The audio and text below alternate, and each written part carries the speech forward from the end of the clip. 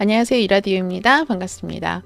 오늘 제가 여러분하고 같이 함께 할 책은 그 유영만 교수님이라고 한양대학교 교수님이세요. 근데 이분이 굉장히 책을 많이 읽으시고 많이 또 쓰시기도 하시고, 근데 제가 뭐 직접 이렇게 사서 읽은 건 첫 번째 책이지만요. 독서의 발견입니다. 독서의 발견.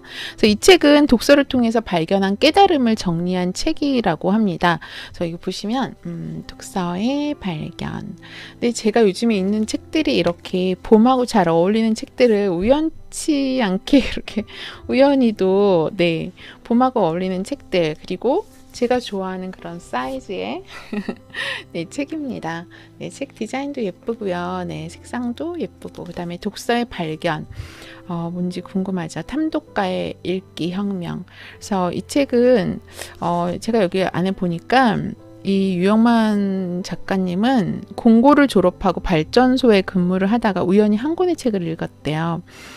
그게 고시체험생 수기집이었었는데 그거를 읽고 그 길로 고시 공부를 시작했었고, 그러다가 이제 책의 세계에 이렇게 입문하게 되셨고, 그래서 책을 굉장히 많이 읽고 또 많은 책을 또 쓰시고, 그렇게 하신 걸로 알고 있어요. 그래서 이 책은, 그러니까 책을 워낙 많이 읽으셔서 그런지 이 안에 좋은 책의 구절들이 많이 있어요. 그래서 왜 책을 읽다 보면 책을 더 읽게 되는 마법이 일어난다는 그 말이 정말 실현이 되더라고요. 그래서 제가 이 책을 읽으면서 좀 나중에 사서 봐야겠다 이렇게 장바구니에 담아놓은 책들이 좀 여러 권 돼요. 그 책을 또 언제 읽을지 모르겠지만 제가 책을 읽는 속도가 빠르지 않기 때문에 그래서 이 책을 통해서 또 많은 책을 제가 좀 알게 됐고요. 그리고 이 책에서 제가 꼭 나누고 싶은 이야기도 하나 있어요. 그거 제가 제일 끝에 말씀을 드리도록 하겠습니다. 이 책에서 보면 이런 얘기가 나와요. 나는 내 책들의 기억이다. 그러나 나의 책들은 어디까지 내 기억이었던가. 에드몽 자베스의 예상 밖의 전복의 서어에 나온 내용인가 봐요. 근데 그러니까 이게 이런 구절을 제가 다른 책에서도 봤던 것 같은데, 그러니까 내가 쓴 책은 어디까지가 내 기억이고 어디까지가 다른 사람의 책을 참고로 쓴 것인지 구분이 되지 않는다는 게 그 에드몽 자베스의 고백이라는 거죠. 그러니까 책을 저희가 막 많이 읽다 보면 그 사람의 생각이 내 생각이 될 수 있거든요. 그래서 내가 뭐 글을 쓰다 보면 이게 내 머리에서 나온 생각인지 아니면 어디서 내가 읽어서 나의 생각이 된 건지 그 경계가 되게 모호해질 수 있다는 이야기예요. 그렇죠? 저는 그렇게 이해가 되고, 이 독서의 발견은 독서를 통해서 발견한 깨달음의 흔적을 정리한 책이다. 그리고 체코의 소설가 프란츠 카프카의 말에 책이란 무릇 우리 안에 있는 꽁꽁 얼어버린 바다를 깨트리는 도끼가 되어야 한다. 책이란 무릇 우리 안에 있는 꽁꽁 얼어버린 바다를 깨트리는 도끼가 되어야 한다. 이 말은 여러분, 그 책이 도끼가 되어야 된다는 얘기죠. 그러니까는 우리 안에 있는 꽁꽁 얼어버린 바다를 깨트리는, 그러니까 우리가 책을 읽으면 새로운 생각을 우리가 접할 수 있잖아요. 나만이 가지고 있는, 예를 들어 어떤 생각의 틀이 있었다면 어떤 책 한 권을 읽음으로써 내가 그 생각의 틀이 완전히 깨져버릴 수가 있거든요. 그 생각의 틀이 무너지고 새로운 생각을 더 넓게, 더 깊게, 더 높게 쌓아 올릴 수가 있어요. 그래서 이 책들을 통해서 내가 뭔가 계속 내 안의 틀, 내 아집, 고집 이런 것들이 깨지고 새롭게 발전해 나갈 수 있죠. 한 걸음씩 앞으로 더 나아갈 수 있어요. 그리고 제가 여기서 마음에 들었던 거 하나인데요. 책을 읽는 방식 3331 전법이란 게 있어요. 책을 읽는 방식입니다. 어떻게 읽으면 좋을까? 저자의 핵심 메시지 3개를 이렇게 뽑아낼 수 있으면 좋고, 그 다음에 저자의 주장에 대해 내가 주관적으로 느낀 점 3개. 그쵸? 그러니까 맨 처음에 핵심 메시지 3개, 그 다음에 내가 그 저자의 주장에 대해서 내가 주관적으로 느낀 점 3가지. 그 다음에 책을 읽고 나서 실제로 내 삶에 적용해서 실천해 볼 3가지. 저는 이게 아주 썩 좋은 것 같아요. 그러니까 책을 읽고 그게 우리 교양으로만 남는 게 아니라 내가 어떤 거, 이 책을 읽고서 나는 어떤 거를 3가지를 실천해 볼까. 사실 이 3가지도 많을 수도 있죠. 그쵸? 책 한 권당 뭐 하나씩만 내가 꼭 실천할 수 있어도 굉장한 수학이라고 저는 생각해요. 근데 어쨌든 실천해볼 3가지 이렇게 뽑아보면 좋겠죠. 그 다음에 책을 읽고 한 줄로 정리해보는 거. 그래서 이 3331 전법, 그래서 책을 읽고 한 줄로 정리한다는 게 굉장히 쉬운 일이 아니잖아요. 그 책을 어느 정도 다 내가 꿰뚫고 있어야 한 줄로 정리할 수 있는 거잖아요. 그쵸? 그래서 이 3331 전법으로 책을 읽는 이 방식, 이 전법이 내가 만약 책을 읽고 나서 뭔가 정리를 할 때 참 좋겠다라는 생각이 들었었어요. 이게. 그 다음에 여기 어떤 얘기가 나오냐면 정의진처럼 읽기라는 책에 나온 건데, 독후감을 오이와 피클에 비유한다. 오이는 피클이 될 수 있지만 피클은 오이가 될 수 없다. 그쵸? 오이는 우리가 피클로 만들 수 있잖아요. 근데 우리가 그 피클을 다시 원래 상태의 오이로 만들 수는 없잖아요. 그쵸? 그래서 이 이야기가 왜 있냐면, 책을 읽은 후에 나는 책을 읽기 전에 나로 돌아갈 수 없다. 책을 읽은 후에 나는 책을 읽기 전에 나로 돌아갈 수 없다. 그러니까 이게 어떤 내용이랑 또 연결이 되냐면요. 제가 읽은 게 있었는데 제가 나중에 찾으면 말씀드릴게요. 여기 있어요. 나는 한 권의 책을 책꽂이에서 뽑아 읽었다. 그리고 그 책을 꽂아 놓았다. 그러니 나는 이미 조금 전에 내가 아니다. 그러니까 한 권의 책을 책꽂이에서 뽑아 읽었고 그 책을 다시 꽂아 놓았다. 나는 이미 조금 전에 내가 아니다. 그거랑 같은 내용이잖아요. 그렇죠? 그래서 이 책을 읽고 나면 나는 분명히 변해 있다는 거죠. 분명히 우리가 뭔가 더 생각의 깊이도 더 깊어지고, 그렇죠? 뭔가 더 이렇게 내가 깨달음이 있을 수 있는 거잖아요. 책이 그러니까 독서를 통해서, 이 독서의 발견처럼 독서를 통해서 내가 나를 발견할 수 있고 새로운 뭔가를 또 발견해낼 수 있는 거죠. 그리고 여기에 한 권의 책을 제대로 다 읽었다고 말할 수 있는 시점은 독후감으로 주변 사람들과 소통이 끝나는 시점이다. 그러니까 한 권의 책을 다 읽고 그걸 정말 제대로 읽었다고 말할 수 있는 거는 독후감으로 주변 사람들과 소통이 끝나는 시점이다. 근데 제가 이거는 되게 딱 마음에 와닿은 게, 제가 독서 모임을, 왜 엄마랑 자녀랑 함께하는 독서 모임을 올해 1월 달부터 지금 하고 있잖아요. 그래서 며칠 전에 그 토요일 날도 또 했었어요. 독서 모임 이번 데미안 가지고 했었고요. 근데 이게 나 혼자 읽고 내가 뭔가 느낀 거를 내가 쓰고 끝나는 것과 이 다른 사람마다 다 정말 같은 책을, 똑같은 책을 읽었는데 느낌이 다 달라요. 그리고 중요하게 생각하는 포인트가 또 다 다르더라고요. 그게 연령대별로도 다를 수 있고 남자, 여자 이거에 따라서 다를 수 있고 각자의 상황, 뭐 어쨌든 이런 거에 따라서 자기가 중요하다고 괜찮다고 생각하는 문장 하나 뽑는 것도 공통적인 게 나오기도 하지만 다 다른 게 나오기도 하거든요. 그래서 이렇게 주변 사람들하고 같이 이렇게 소통을 통해서 다른 사람의 생각도 들을 수 있고 내 이야기도 이렇게 나눌 수 있는 거, 그게 바로 그 제대로 한 권의 책을 읽었다고 할 수 있는 거라고 하거든요. 이게 저는 굉장히 공감이 됐습니다. 그리고 기억은 짧고 기록은 길다. 읽기는 쉽고 쓰기는 어렵다. 그쵸? 우리가 기록을 해야 되는 이유가, 기억은 짧잖아요. 기억은 우리가 또 시간이 지나면 잊게 돼 있지만 기록은 그쵸? 끝까지 우리에게 남아 있는 거죠. 그래서 이 노트가요, 여러분.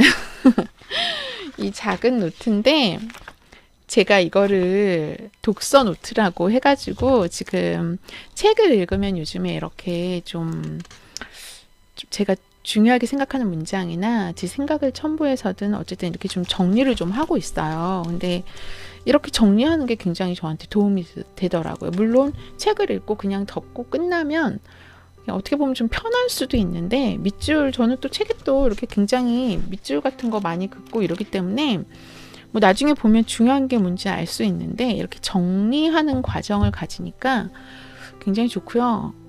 기록은 영원하다고, 제가 시간이 지나면 전에 봤던 책에서 중요한 게 뭐였는지 꼭 책을 꺼내서 봐야 할 수도 있지만 이 책을 또 찾아가지고 꺼내서 보기가 귀찮을 때가 있어요. 근데 이거 한 권이면 제가 읽은 책에 대해서 다 나와 있는 거예요. 그래서 이게 제 보물 같은 노트가 될 것 같습니다. 네, 지금 말씀드리는 것도 제가 이렇게 좀 정리한 내용을 여러분에게 말씀드리고 있습니다. 그리고 제가 여기에서 읽었던 것 중에 스위스 건축가 르 코르비지에 네, 스위스 건축가 르 코르비지에 님께서 한 이야기가 여기 책에 수록이 되어 있는데요. 저는 이게 읽으면서 굉장히 이것도 또 마음에 이렇게 싹 와 닿아가지고 여러분께 말씀을 좀 드릴게요. 학생에게 필요한 것은 수도사의 다락방이다. 책을 읽을 수 있는 불이 켜져 있고 창밖에 별을 내다볼 수 있는 그런 다락방이면 족하다. 이게 너무 저는 그날 또 이렇게 밤에 읽어서 그런가? 근데 지금도 좀 마찬가지예요. 그러니까 학생에게 필요한 것은 수도사의 다락방이다. 책을 읽을 수 있는 불이 켜져 있고 창밖에 별을 내다볼 수 있는 그런 다락방이면 족하다. 상상을 한번 해보세요, 여러분. 다락방 하면 우리가 약간 그런 요즘 말하면 좀 감성, 감성이 아닌 감성, 그 감성이 있잖아요, 그렇죠? 그런 어떤 감성이 느껴지는 그 다락방. 그리고 책을 읽을 수 있는 불이 켜져 있고 창밖에 별을 내다볼 수 있는. 근데 이 부분에서 마음이 참 짠하기도 한 게 저도 제 아이가 있고 중학생 아이가 있고 저도 이제 초등학교 아이들도 이렇게 보고 이렇게 보면 요즘 아이들은 초등학생들도 가방이 진짜 1, 2학년이 막 선생님 저 너무 무거워요. 이래서 보면 가방이 진짜 무거워요. 그래서 왜 이렇게 무거워? 이러면 끝나고 학원 어디 가야 되고 그래서 그게 다 들어있어서 너무 무거운 거예요. 그리고 그러니까 학교 끝나면 학원 가야 되죠. 학원 숙제 해야 되죠. 그래서 책 읽을 시간이 별로 없잖아요. 책 읽을 시간이 별로 없고 그럴 여유도 그쵸. 아이들이 별로 마음의 여유조차도 별로 없고 엄마들도 그렇고요. 엄마들도 아이한테 책 읽으라고 책을 내밀기엔 막 학원 숙제 했니? 이 말이 먼저 이제 나오게 되니까 그다음 창밖에 별을 내다볼 수 있는 요즘 올해 들어서 특히나 미세먼지 너무 심하잖아요. 저는 정말 이 창밖의 별을 저는 너무 좋은 자연 환경에서 제가 자랄 때만 해도 시골에서 저는 정말 깨끗한 시냇물이 흐르고 그냥 온갖 풀 가지고 놀았고 그 파란 하늘의 흰 구름 기억나는 건 어렸을 때 그런 거. 저녁엔 별이 너무 많았고 그 별 보면서 한밤중에도 동네 친구들하고 놀고 이야기하고 이런 너무 예쁜 추억들이 있기 때문에 그게 얼마나 소중한 건지 제가 알기 때문에 지금 아이들한테 이런 미세먼지와 잿빛 하늘 그리고 별을 볼 수 없는 이런 하늘 이런 게 너무 미안하고 그 다음에 그 책을 읽을 수 있는 그런 여유도 없다는 게 너무 마음이 좀 한편이 그렇더라고요. 그래서 이 부분을 읽을 때 이러저러한 생각이 참 많았었어요. 근데 그렇다고 제가 지금 어떻게 해야 되는지 이렇게 뾰족한 해결책은 없어서 그게 더 마음이 답답했던 것 같습니다. 그리고요. 여기 보면 178쪽에 독서는 언제나 처음부터 시작해서 끝까지 책을 읽는 것을 지칭하지 않는다. 단 한 줄이 평생의 보물이 되기도 한다. 인생의 남을 한 줄의 문장을 찾고자 하는 마음으로 책을 읽는 것은 독서의 요령이다. 그래서 독서의 요령이 나와 있어요. 그래서 이건 제가 다른 책에서 봤었을 때도 나왔던 건데, 그러니까 하버드 비즈니스 독서법에서 나왔던 것 같아요. 그렇죠? 그 하버드 대학원생들이 모든 책을 다 읽을 수가 없잖아요. 시간도 없고 맨날 사례 분석하는 게 그 수업이고 2년 동안. 그래서 그 책을 보면 필요한 거만 발췌를 하잖아요. 그쵸? 이것도 독서의 요령인 거예요. 그래서 내가 그 요령껏 독서를 할 수도 있다는 거죠. 내가 어떤 한 문장 하나가 이 책에서 내가 그냥 이렇게 뒷부분은 안 읽었고 이 앞부분까지만 읽었는데 여기서 내가 필요한 거를 다 얻을 수도 있고 어떤 한 문장에서 이 책의 어떤 한 문장이 나를 바꿀 수도 있는 거예요. 그쵸? 그래서 무조건 꼭 처음부터 끝까지 다 읽어야 된다. 이런 게 독서법은 아니라는 거죠. 그렇죠? 자기가 요령껏 읽을 수도 있다는 거. 그런 이야기가 나와 있고요. 세상은 학자들의 논리적인 양식보다 평범한 사람들의 감정에 호소하는 상식이 바꾼다. 그쵸? 이게 보면 우리가 항상 보면 우리가 이성보다는 인간이 감성적인 감성적인 동물이잖아요. 그러다 보니까 이런 논리적인 양식보다 그 평범한 사람들이 감정에 호소하는 그런 상식이 세상을 바꾼다. 네, 이 얘기도 굉장히 공감이 됐고, 글을 읽으면 그 사람이 보이는 이유는 글은 그 사람의 삶을 담고 있기 때문이다. 제가 이제 제일 포인트로 읽은 겁니다. 글을 읽으면 그 사람이 보이는 이유는 글은 그 사람의 삶을 담고 있기 때문이다. 글과 삶은 하나이다.